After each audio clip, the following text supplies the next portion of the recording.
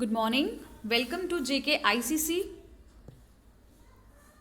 My name is Pooja and I am here to teach you daily current affairs. So without getting a further ado, let's get started with the first news of the day is Sari Shu River. तो ये जो news है ये current में है. ये क्यों current में है? क्योंकि जो चाइनीज़ जो लोग हैं, चाइनीज़ जो गवर्नमेंट है, उन्होंने ये कुछ जो है 101 हाउसेस बिल्ड किए गए हैं. कहाँ पे? अलोंग सारी छू रिवर इन अरुणाचल प्रदेश के अपर सुबनसिरी डिस्ट्रिक्ट में. सुबनसिरी का जो अपर डिस्ट्रिक्ट है वहाँ पे ये रिवर जाती है, सारी छू रिवर. और यहाँ पे अरुणाचल प्रदेश में जो चाइनीज़ गवर्नमेंट है उन्होंने यहाँ पे कुछ 101 हाउसेस जो है इलीगल हाउसेस कंस्ट्रक्ट किए हैं during the Ladakh stand of. तो चाइना जो है, चाइना एंटर कर चुका है 60 से 70 kilometre inside Indian territory, claims by BJP MP. तो India is keeping a watch and has stepped up border infra construction से. मिनिस्ट्री ऑफ एक्सटर्नल अफेयर्स ने बोला है कि इंडिया जो है वो रेगुलर वॉच रख रहा है और जो जितनी भी बॉर्डर के अराउंड जो कंस्ट्रक्शन हुई है उसको भी देख रहा है. ये जो विलेज है ये बेसिकली है कहाँ पे? The village lies south of the McMahon line. अब मैकमोहन लाइन क्या है? मैकमोहन लाइन जो है it is a boundary between India and China. The McMahon line demarcates between Tibet and India's north east which is disputed by China. आपको पता ही है कि China जो है अरुणाचल प्रदेश या नॉर्थ ईस्ट की स्टेट्स को क्या बोलता है? डिस्प्यूटेड बोलता है, वो उसको अपना पार्ट मानता है. तो इसीलिए जो है चाइना ने इसकी इलीगल कंस्ट्रक्शन जो है यहाँ पे जो है इन्होंने बिल्ड किए हैं कुछ हाउसेस इलीगली. अब आप मेन जो इसका इम्पॉर्टेंट है आपके एग्जामिनेशन पॉइंट ऑफ व्यू से वो ये है कि अगर आपको आता है कि सारी छू river which is in news recently और वो कहाँ पे है, कौन सी स्टेट में है, तो वो कौन सी स्टेट में है? It is in Arunachal Pradesh. और अरुणाचल प्रदेश में कहाँ पे? Upper Subansiri district.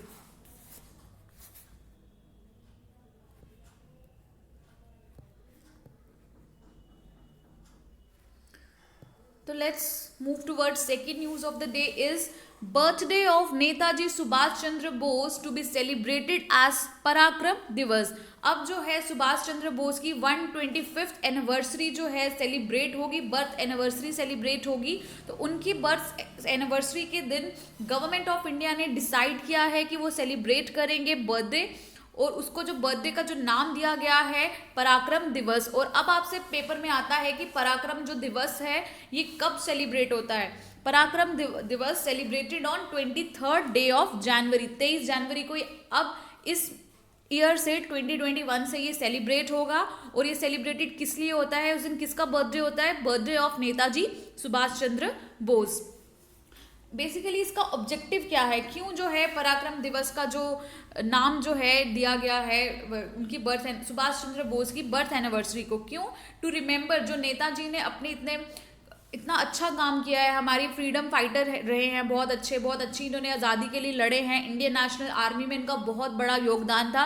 तो उनकी बातों से इंस्पिरेशन लेने के लिए जो गवर्नमेंट ऑफ इंडिया है उन्होंने ये जो दिवस है इस दिन जो है पराक्रम दिवस का नाम दिया गया है ताकि जो हमारी यूथ जनरेशन है वो जो सुभाष चंद्र बोस जी से इंस्पायर हो जाए. Third news of the day is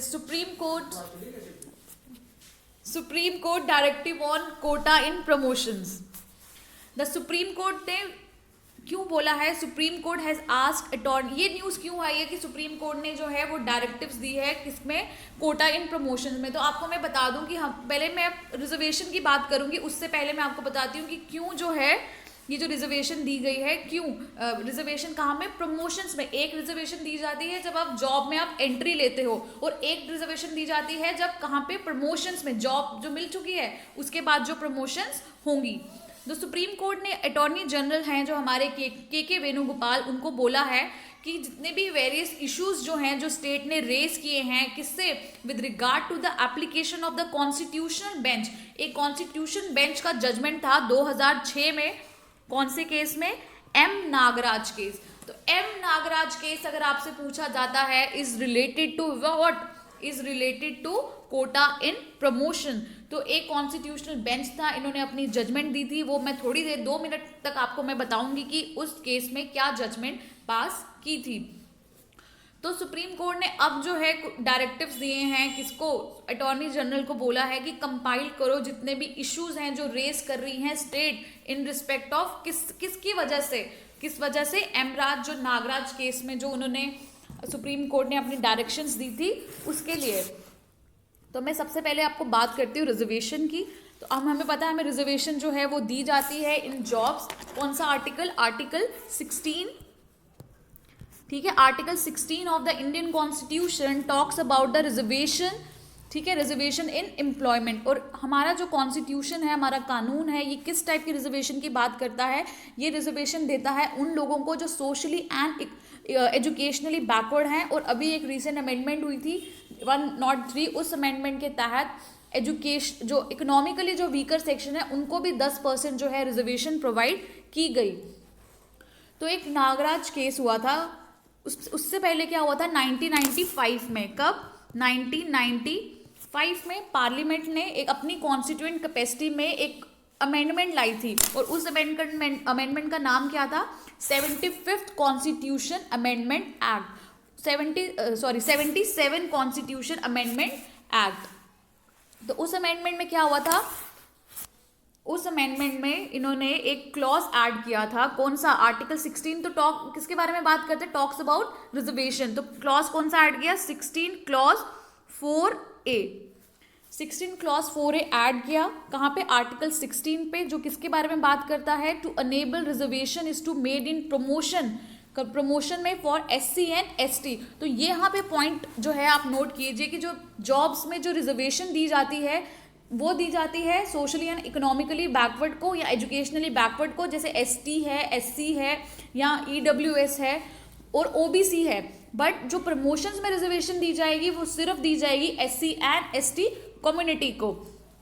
तो ये जो 77 कॉन्स्टिट्यूशनल अमेंडमेंट थी, ये किसके सामने चैलेंज की गई, ये चैलेंज की गई सुप्रीम कोर्ट के सामने में, किस केस के अंदर, M Nagaraj case, which year, 2006।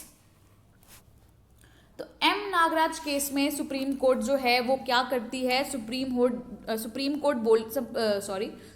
Court upheld कर देती है the validity of 16 clause 4A। इसमें सुप्रीम कोर्ट क्या बोलती है, the state is not bound to make reservation for SC and ST promotion. State जो है वो बाउंड नहीं है कि वो रिजर्वेशन दे SC and ST promotion, ST and SC community को, बट अगर स्टेट्स को वो रिजर्वेशन दी जाती है तो उनको उसके लिए स्टेट को जो है क्वांटिफाइबल डाटा जो है वो कलेक्ट करना पड़ेगा ऑन 3 बेसिस, ठीक है। 3 जो रीजंस थे वो सुप्रीम कोर्ट ने दिए कि अगर ये 3 रीजन जो हैं वो सही होते हैं तभी स्टेट जो है वो रिजर्वेशन देने के लिए बाउंड है, otherwise state is not bound to provide reservation in promotion for SC and ST community. तो पहला क्या था, पहला सुप्रीम कोर्ट चेक करेगी, गवर्नमेंट चेक करेगी बैकवर्डनेस ऑफ द क्लास, कि जो कोई भी कम्युनिटी है, वेदर SC है या ST है, क्या वो बैकवर्ड, कितनी बैकवर्ड है, अगर वो ज़्यादा बैकवर्ड है तो उनको प्रमोशन में रिजर्वेशन दी जाएगी। Next is the inadequacy of the representation of that class in public employment. अगर कोई SC में कोई कम्युनिटी है या ST में कोई कम्युनिटी है, उनके जो इतने वहाँ के लोग हैं, उनकी सोसाइटी से जितने भी लोग हैं, उनको जॉब्स में, पब्लिक एम्प्लॉयमेंट में इनएडुकेट है तो रिजर्वेशन जो है वो दी जाएगी। And third is general efficiency of services as mandated by article 335। Article 335 में कुछ नोट है, कुछ लिखा है, क्या बात करता है आर्टिकल 335। आर्टिकल 335 रिकॉग्नाइज करता है, क्या रिकॉग्नाइज करता है, that special measures need to be adopted. हमें कुछ स्पेशल मेजर्स लेने हैं, किसके लिए, SC एंड ST कम्युनिटीज के लिए, क्यों, in order to bring them at level playing field, ताकि जो हिस्टोरिकली उनके साथ जो गलत चीज़ें हुई, जो डिस्क्रिमिनेशन हुआ, उनको मिटाने के लिए एक लेवल प्लेइंग फील्ड दी जानी चाहिए। ये कौन सा आर्टिकल बात करता है, आर्टिकल 335। तो थर्ड जो है वो क्या, सुप्रीम कोर्ट का जो डायरेक्शन थी M नागराज केस में, वो क्या थी कि अगर 335 जो आर्टिकल जो है वो किसी चीज़ के बारे में बता रहा है तो वो भी आपको क्या करना है, कंसीडर करना है।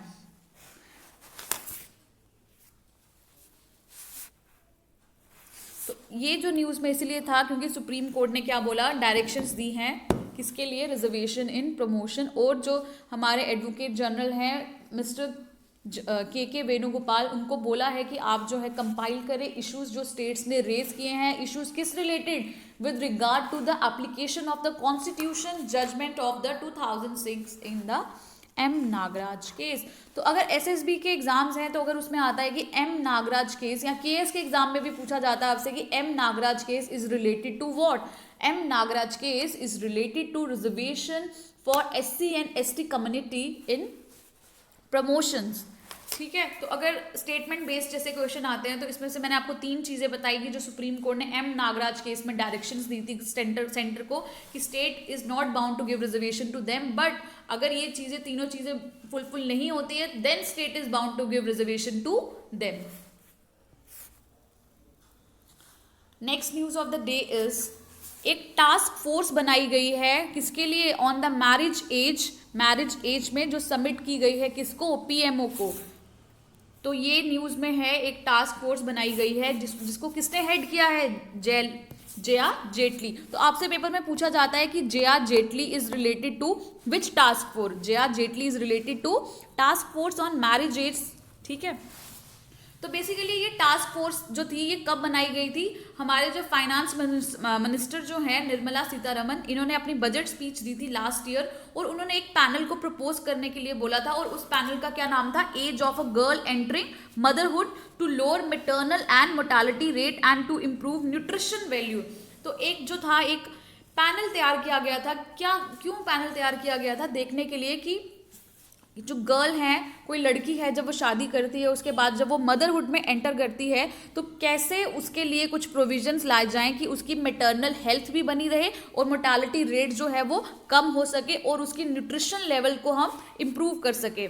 ठीक है, तो जब ये डिसीजन लिया जा रहा था कि हमें ऐसी ऐसी एक टास्क फोर्स बनानी है तो उसके टर्म ऑफ रेफरेंस में क्या लिखा था, the correlation of age of marriage and motherhood. तो there it is very obvious that there is a correlation between age of marriage, लड़की की जब शादी होती है तो उसके बाद वो मदर बनती है तो एक कोरिलेशन है कि कब उसकी शादी हुई कब वो मदर बनी। तो एज जो है, अगर लड़की की सही एज पे उसकी शादी हो जाए तो वो बहुत मैटर करती है कि उसकी जो बाद में जो उसकी न्यूट्रिशन लेवल है या उसकी हेल्थ है वो कैसी रहेगी। तो इसके लिए एक टास्क फोर्स बनाई गई बाय द किसने टास्क फोर्स ये बनाई थी, किसने बोला था बनाने के लिए, निर्मला सीतारमन, जो कौन थी उस टाइम हमारी फाइनेंस मिनिस्टर, उन्होंने अपने बजट स्पीच में। तो अभी मुझे कमेंट सेक्शन में लिख के बताओ कि अभी जो मिनिमम एज है फॉर गर्ल्स वो मैरिज की कितनी है, वो है 18 years and for boys is 21।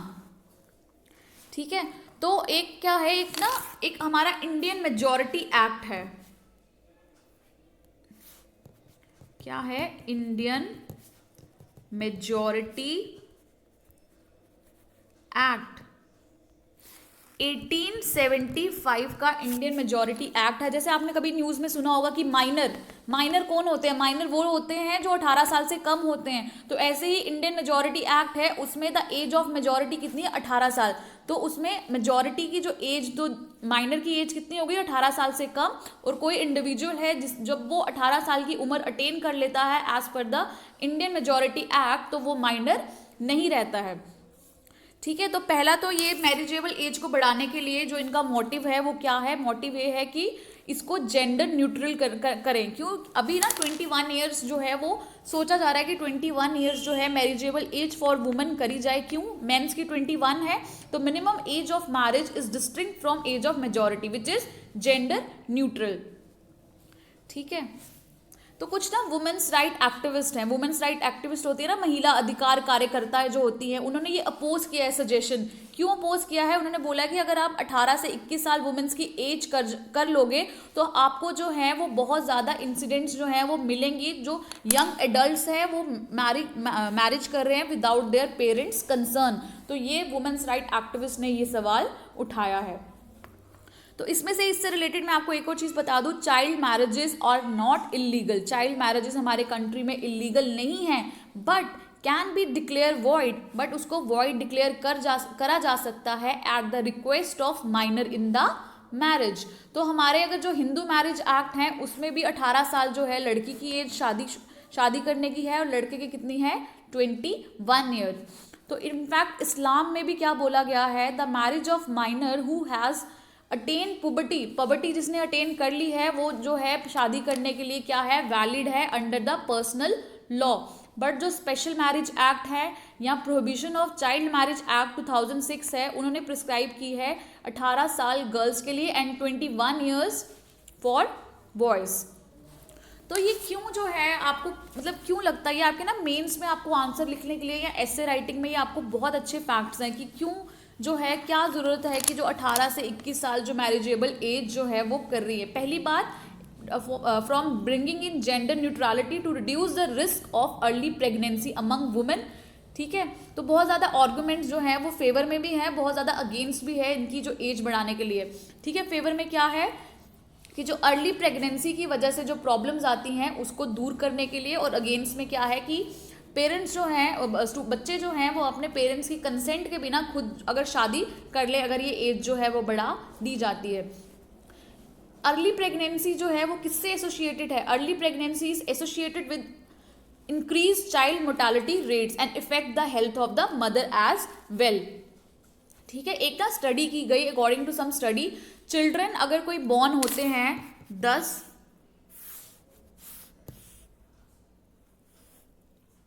कोई बच्चा है अगर वो बॉर्न होता है 10 से 19 साल की मदर से, ठीक है, तो उसमें जो है वो 5% पॉइंट्स जो है वो 5% मोर, मतलब इस एज में अगर मदर की एज ये है, अगर कोई बेबी बॉर्न होता है तो 5% जो है वो ज़्यादा चांसेस है कि वो बच्चा क्या होगा, स्टंटेड होगा। स्टंटेड क्या होता है, शॉर्टर फॉर देयर एज, उसकी हाइट कम होगी उसके एज से related. Then those born to young adult, जो 20 और 24 साल की मदर अगर बेबी को बॉर्न करती है तो उनके बेबी ज़्यादा हेल्दी होंगे, स्टंटेड नहीं होंगे, जितने कौन होंगे, जो 10 से 19 ईयर्स की मदर होगी।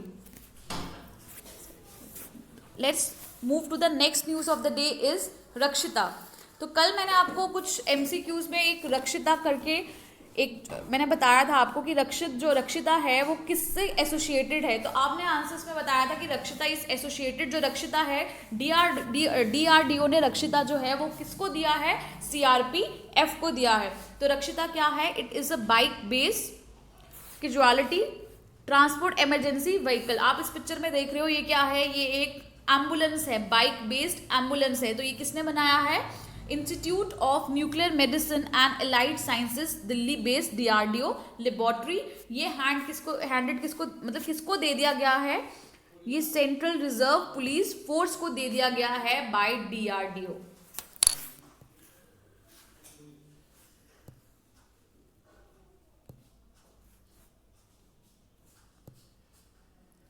Now the next news of the day is GI tag sought for India's costliest mushroom. India में जो सबसे ज़्यादा कॉस्टलीस्ट मशरूम है उसको क्या दिया गया है, GI टैग दे दिया गया है। ठीक है, तो अभी आपको मैं थोड़ी देर में बताऊंगी कि व्हाट इज GI टैग। तो पहले मैं बात करती हूँ इस कॉस्टलीस्ट मशरूम की। तो कॉस्टलीस्ट मशरूम का जो टैग है वो दिया गया है, A geographical indication tag has been sought for one of the costliest mushroom in the world that grows in the JNK's Doda district। उसको क्या बोला जाता है, गुची बोला जाता है। और ये गुची कहाँ उगाई जाती है, JNK के डोडा डिस्ट्रिक्ट में। लोकली इसको गुची बोला जाता है या मोरैल बोला जाता है। गुची की जो प्राइस है वो कितना है, ये कम से कम 1 kg की 20,000 का 1 kg आता है। तो ये एक फॉरेस्ट प्रोड्यूस है जो कौन कलेक्ट करता है, collected by local farmer and tribal people. तो ये बोला जाता है it is said to have medicinal and anti inflammatory properties and it is found in the temperate forest of the world. ठीक है, तो ये आपसे जो ये करंट की न्यूज़ है बड़ी इंपॉर्टेंट है, JNK से रिलेटेड है। तो आपसे पूछा जा सकता है कि गुची जो है ये कौन से डिस्ट्रिक्ट में पाई जाती है, और जो है ये गुची जो है ये क्या है, ये कौन क्या है, इट इज़ अ मशरूम। अब मैं बात करती हूँ what is GI। GI is very important from your examination point of view. GI है क्या, GI basically is a primarily an agriculture natural और मैन्युफैक्चर्ड प्रोडक्ट। या तो हैंडीक्राफ्ट भी हो सकता है या इंडस्ट्रियल गुड भी हो सकता है, जो ओरिजिनेट होता है from a definite geographical territory से। ठीक है, मतलब इससे अगर किसी को जीआई टैग मिल जाता है तो उससे श्योरिटी मिल जाती है कि that this product is authentic. एक बार जीआई प्रोटेक्शन ग्रांट हो गई तो कोई अदर प्रोड्यूसर जो होगा वो इस नाम का मिसयूज नहीं कर सकता किसी भी मार्केट में। तो इससे पता चलता है कि प्रोडक्ट जो है वो कितना ऑथेंटिक है। तो इसको जीआई को कौन रजिस्टर करा सकता है? कोई भी एसोसिएशन ऑफ पर्सन हो, चाहे प्रोड्यूसर हो, चाहे ऑर्गेनाइजेशन हो, चाहे अथॉरिटी हो जो एस्टैब्लिश की हो बाय और under the law can be registered proprietor. Their name should be enter, उसका जो नाम है कहाँ एंटर होना चाहिए? Register of geographical indication and register proprietor for the geographical indication. तो ये कितने साल तक जीआई टैग जो है वो वैलिड है? ये वैलिड है 10 ईयर्स तक। 10 ईयर्स के बाद इसको रिन्यू कराना पड़ता है, हर 10 साल के बाद इसको रिन्यू कराना पड़ता है। एक GI tag, GI indication of goods registration and protection act 1999 है, जो कब आया था? 2003 में आया था। And what is the first product जिसको जीआई टैग मिला है इंडिया का? तो पहला प्रोडक्ट जिसको इंडिया में जीआई टैग मिला है उसका नाम है दार्जिलिंग टी। कमेंट सेक्शन में मुझे लिख के बताओ दार्जिलिंग जो है वो कौन से स्टेट में है, एंड दार्जिलिंग टी को कब मिला है जीआई टैग? 2004 में।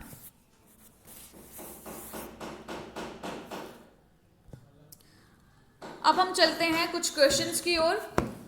क्वेश्चन है recently which organisation has announce to launch a customise merchandise. तो पहले मैं बात करती हूँ कस्टमाइज क्या होता है। कस्टमाइज वो होता है जो अपने तरीके से आप जो चीज़ें बनाते हो। मर्चेंडाइज क्या होता है?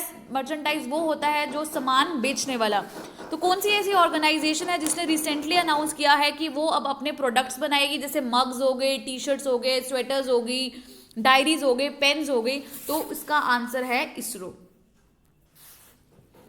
ठीक है, जैसे आपने देखा होगा कि नासा की, आपको नासा की टी शर्ट्स वगैरह या पेन्स, डायरीज देखने को मिलती हैं, तो इसीलिए इसरो ने भी अब जो है इसको स्टार्ट किया है। ठीक है, ISRO made the announcement of an opportunity for the industry intended to develop the space theme based merchandise. इससे क्या होगा? इससे लोगों में अवेयरनेस आएगी फॉर द साइंस, और इसरो की अवेयरनेस आएगी। ठीक है,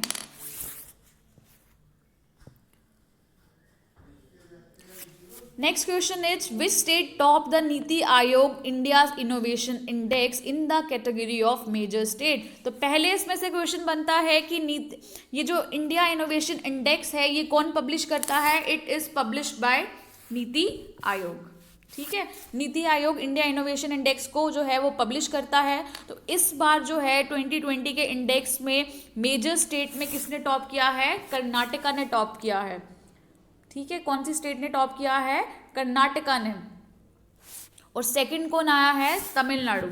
तमिलनाडु को सेकंड आई है। ठीक है, तो एक ये मेजर स्टेट्स की बात करता है, एक नॉर्थ ईस्ट स्टेट्स की बात करता है। और नॉर्थ ईस्ट स्टेट में हिमाचल प्रदेश, खाली नॉर्थ ईस्ट नहीं, एक मैंने आपको बता दिया major states. Second is north east and hill states. तो कौन सी स्टेट ने north east and hill state में टॉप किया है? हिमाचल प्रदेश ने। ठीक है, हिमाचल प्रदेश ने कौन सी कैटेगरी में टॉप किया है? North east and hill state. अब थर्ड कैटेगरी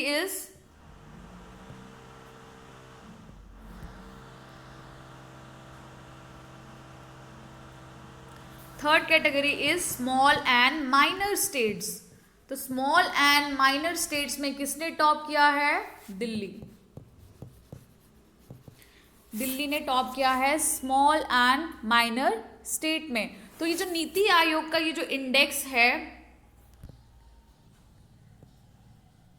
नीति आयोग का जो इंडेक्स है, क्या नाम है इसका? India innovation index. ये किस लाइंस पे चलता है? Is developed on the lines of global innovation index के लाइन पे।